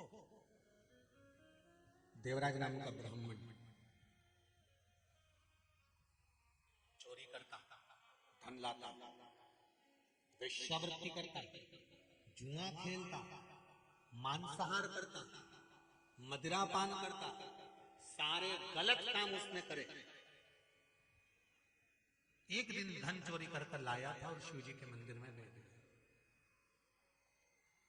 बहुत ध्यान देना गुरु जी, अभी आप कह रहे हो कि जो बेकार काम करता है तो उसको भोगना पड़ता है, फिर देवराज ने ऐसा कौन सा पुण्य का कार्य कर दिया था जो वो शंकर जी के मंदिर पहुंच गया? बुखार आने पर शरीर में कितना कष्ट है, शरीर में ताप गिर रही है। शिव महापुराण की कथा में शिव महापुराण वर्णन कर रही है देवराज का चरित्र। पूरे शरीर में ताप पड़ रहा है और वो शंकर जी के मंदिर में पहुंच गए। शिव कथा को थोड़ा सा सुन लिया, बाहर आ गया, बेलपत्री के पेड़ के नीचे प्राण छूट गए। यमदूत जब उसको बंदी बनाकर ले जाने लगे तब देवताओं ने यमदूतों से कहा, भगवान शंकर के गणों ने कहा तुम इसको नहीं ले जा सकते, तो यमदूत कहते हैं, यम के गण कहते हैं कि इसको ले जाना पड़ेगा, ये पापी है, इसने वेश्यावृत्ति करा, इसने जुआ खेला, मदिरा पान करा, मांसाहार करा, इसने झूठ बोला, चोरी करी, छल करा, सब कुछ करा, इसलिए इसको नरक ले जाना पड़ेगा। शंकर भगवान के गणों ने कहा नहीं, इसने बेलपत्री के पेड़ के नीचे प्राणों को त्यागा, इसलिए ये शिवधाम जाएगा। ठीक है, पर एक बात समझ में नहीं आई, देवराज ने दोनों को खड़ा कर लिया। यहाँ शंकर भगवान के गण खड़े, इधर यमदूत खड़े, दोनों को हाथ जोड़कर कहा पहले मुझे ये बताओ, ले जाने से पहले चाहे तुम कैलाश ले जाओ चाहे तुम नरक ले जाओ, पर ये बताओ कि मेरे जैसा पापी आज तक शंकर जी के मंदिर में नहीं गया था, पहली बार इतने शरीर में ताप होने के बाद में शंकर जी के मंदिर में प्रवेश कैसे कर गया, मैं शिव मंदिर में चले कैसे गया?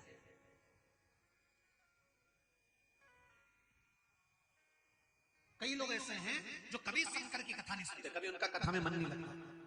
कई लोग ऐसे हैं जिनका मन कथाओं में नहीं लगता, कभी शिव पुराण की कथा नहीं सुनते हैं, जैसे टीवी पे कहीं की महाराज की कथा आती है बंद कर देते हैं, हमें कथा में रुचि नहीं है, हम कथा नहीं सुनेंगे। और कई लोग ऐसे जिनका मन कथा में नहीं लगता था तो भी कथा में मन लगने लगा। तो उनको विचार करना चाहिए देवराज के चरित्र को कि देवराज ने इधर तो भगवान शंकर के गणों को रोक दिया, इधर यमदूतों को रोक दिया, और दोनों को रोक कर पूछा ये बताओ कि मेरा आखिर, मैं कभी मंदिर नहीं जाता था, कभी पूजन नहीं करता था, मैंने चोरी करी, गलत काम करा, वैश्यावृत्ति करी, जुआ खेला, मांसाहार करा, मदिरा पान करा, सब गलत करा, पर मैंने ऐसा कौन सा कर्म कर दिया था जो मैं शंकर जी के मंदिर में पहुंच गया? ऐसा क्या करा मैंने?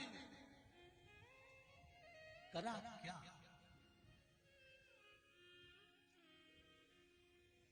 शिव गणों ने कहा शिव मंदिर में तुम पहुंचे, उसका एक कारण था, तुम्हारी माता जिसने तुम्हें कोख में रखा, जन्म दिया, तुम्हारी वो माता प्रतिदिन जब तक उसका शरीर चला तब तक वो शिव मंदिर में गई, और अंत समय में उसने शंकर जी से जाकर कह दिया था कि मैं मंदिर में नहीं आ पाऊंगी, शरीर नहीं चल रहा, पर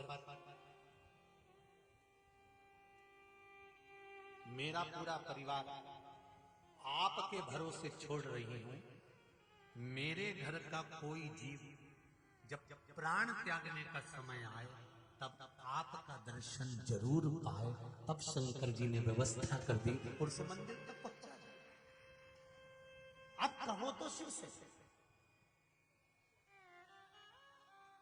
ये दुनिया के लोगों के चक्कर में पड़ोगे ना, और उनके चक्कर में पड़कर तुम अपना घर तोड़ लोगे।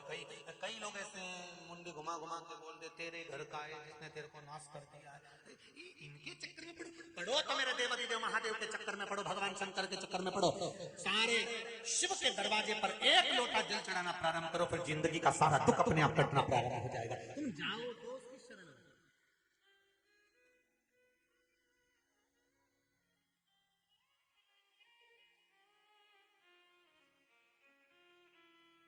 बहुत सारे प्रसंग हैं जिनको कहेंगे तो आप लोगों को थोड़ा सा बुरा लग सकता है, इसीलिए बड़े सोच समझ कर बोलना पड़ता है। जब कोई बड़ी अमावस्या आती है तो लोग नगाड़ा बजा बजा के लेके जाते हैं, नर्मदा जी नहवाते हैं। नर्मदा जी की डुबकी लगाते से इनके शरीर में फिर कोई आ जाता है और वहीं पे इनकी नारियल फूटना ने, अगरबत्ती लगाना ने सब चालू होता है। मेरा इनसे निवेदन है कि नर्मदा मैया ये घुमाने वाली है कि तारने वाली है? जम के बोलो रे जरा, नर्मदा मैया घुमाए कि तारे?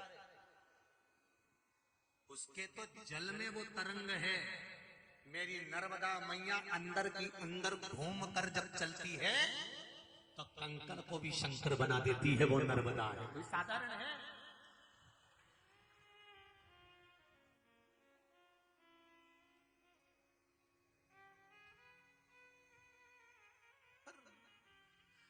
नगाड़ा बजा बजा के ले जाए, फिर वो नहवाए नहवाए तो फिर मई बाल खोल के आ जाए।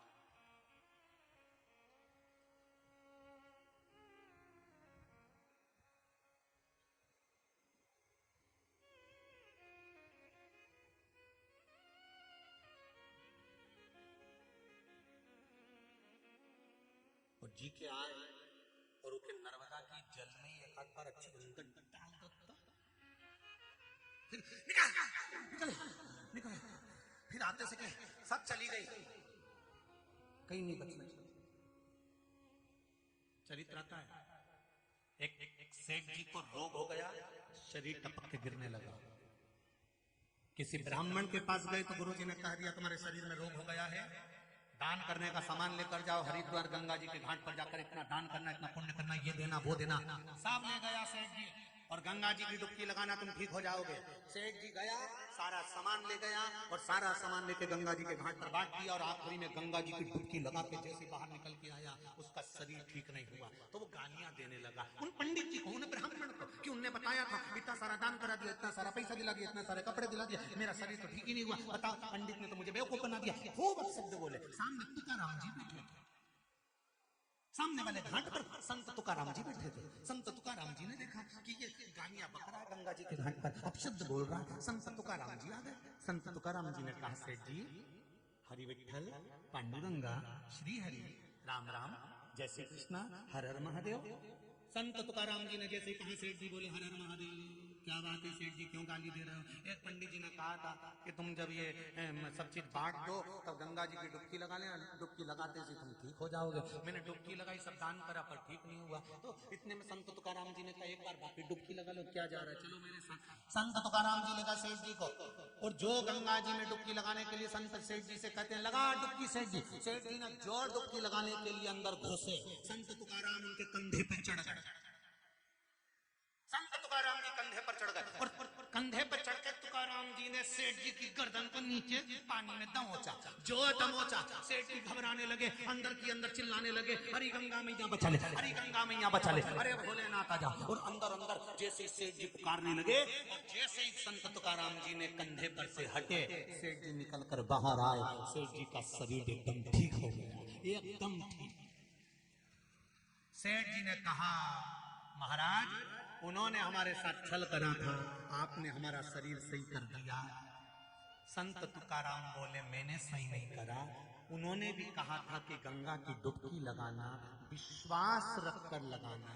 उस समय पर तुम्हें विश्वास नहीं था, अहंकार था, मैंने इतना दान किया, पर मैंने जब तुमको दबाया तब तुम्हारे पास बचने के लिए कोई साधन नहीं था। आखिरी में तुमने उस परमात्मा को पुकारा, उसने आकर बचा लिया और शरीर सही कर दिया। जब गंगा की डुबकी लगाओ चाहे नर्मदा की डुबकी लगाओ, विश्वास रखकर लगाओगे तो मेरी नर्मदा मैया सबको तार देगी, मेरा भोलेनाथ सबको पार उतार देगा। विश्वास होना चाहिए, भरोसा है, विश्वास